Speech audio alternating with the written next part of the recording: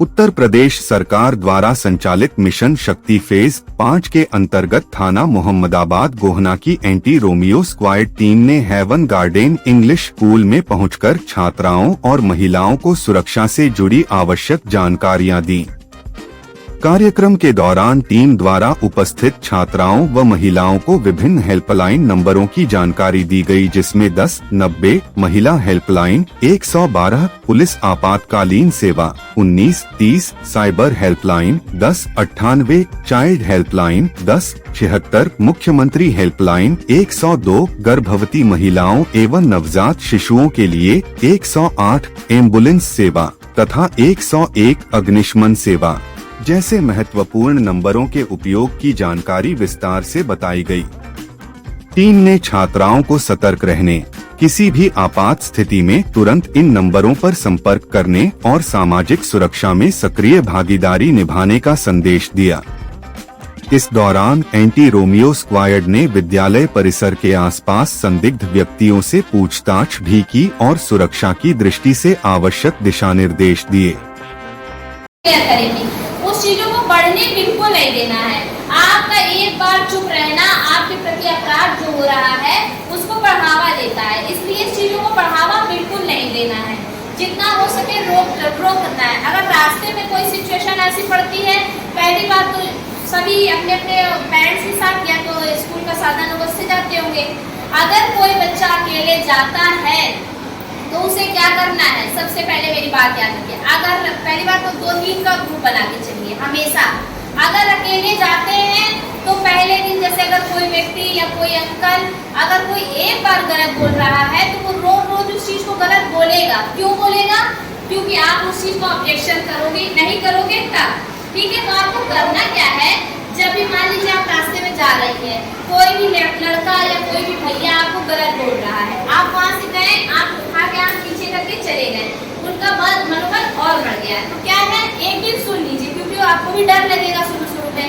दूसरे दिन क्या करना है, आप उस चीज को जाके अपने घर में बताइए, तुरंत बताइए अपने मम्मी पापा को कि मम्मी पापा मैं स्कूल जाती हूँ तो मेरे साथ ऐसा होता है। तो इससे क्या होगा, आपके मम्मी पापा तुरंत अलर्ट हो जाएंगे। हो सकता है आपके साथ आने का प्रयास करें, हो सकता है कंफर्म आएंगे। अगर वो नहीं सुनते हैं तो आप अपने टीचर्स को बताइए। ठीक है, टीचर्स इस चीज को आपके मम्मी पापा तक शेयर करेंगे तो वो चीज ज्यादा प्रभाव पड़ेगी। लेकिन डरने की जरूरत नहीं है। अगर हो सके तो उस चीजों को आप चिल्लाने का प्रयास करिए। देखिए अगल बगल हमारे कोई है कि नहीं है। जैसे देखिए कि अगर कोई अंकल या कोई आंटी है खूब तेज से चिल्लाइए, ठीक है, जिससे वो आपकी आवाज को सुन सके और उनका विरोध कर सके। अगर कोई कहते हुए जा रहा है, मान लीजिए कोई रास्ते में जा रहा है, ऐसे आपका हाथ पकड़ लिया, तब आप क्या करेंगी? क्या करेंगी?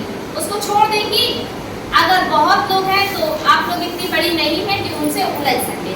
अब आप लोग छोटी हैं, अगर बाइक में सिंगल पर्सन है, मान लीजिए आप लोग बहुत छोटी भी नहीं बहुत बड़ी भी नहीं है, सिंगल पर्सन है, तो ये नहीं डरना है कि ये बड़े हैं, मैं क्या करूँ, कैसे बचूं।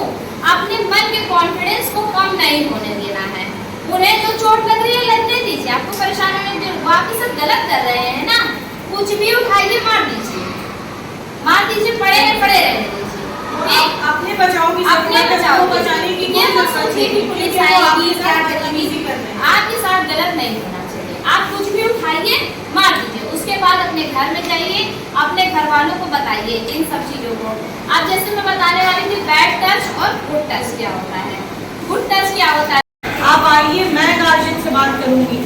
किसी भी मेल पर्सन को ये राइट नहीं है कि बिना फीमेल के कंसेंट के वो उसे दुख या तकलीफ पहुंचा सके। और वो दुख या तकलीफ सिर्फ मारपीट की नहीं है, even touching without my consent, without my like के मुझे पसंद नहीं है। No means always no, remember this, no is always no. और ये हम सब का राइट है। कभी नहीं सोचना कि ये टीचर है कैसे जबान खोलूं।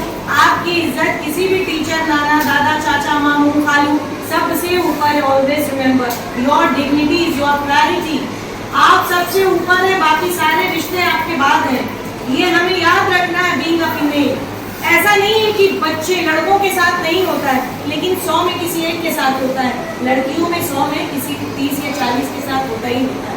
और ये ज्यादातर घरेलू लोग जो आना जाना शाम को चाय पीने की नीयत से आए हैं, अभी घूमने की नीयत से आए हैं, घर वालों को पता तक नहीं है कि हो क्या रहा था।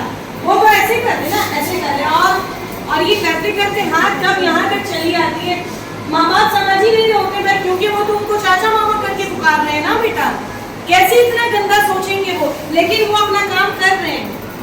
Even a female is not allowed to touch a female hair. Remember this. इसीलिए बच्चों को सिर्फ माएँ नहला सकती हैं, सिवाय उनके कोई भी नहीं। It is psychologically proven कि अगर माँ के अलावा किसी और ने नहलाया तो ये बच्चों के मेंटल हेल्थ के लिए सही नहीं है। ठीक है, अब हम बड़े हो रहे हैं, हमें इन चीजों का बहुत ध्यान रखना है। ठीक है, all of you say thanks to ma'am. She has given you so much of good ideas. Remember कि आप बचेंगी तभी आप रहेंगी, पहले बचना जरूरी है। सामने वाला गलत है, अगर पत्थर पड़ा है, throw it. उसको